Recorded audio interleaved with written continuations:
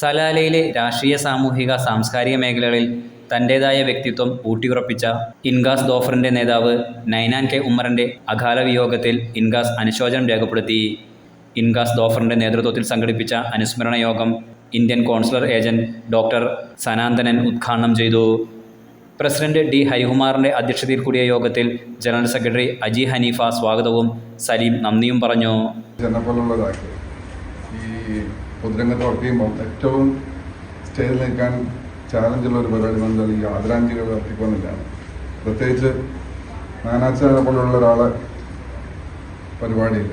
ഞാൻ അവിടെ നിന്ന് ഇങ്ങനെ ഫോട്ടോ നോക്കുമ്പോഴേ ഏകദേശം എന്നെ പോലെ ആയിട്ടാണ് എനിക്ക് തോന്നുന്നത്. ഏകദേശം തമാശത്തെ 24 വർഷത്തെ പരിചയമാണ്.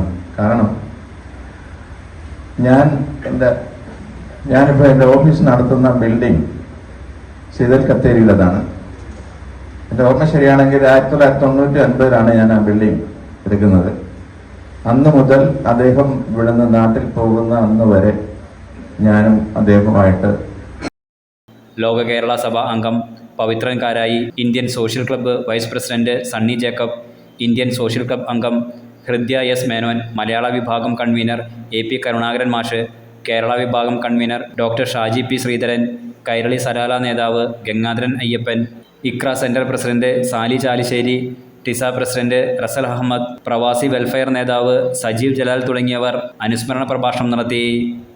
Enlight news, Salalah.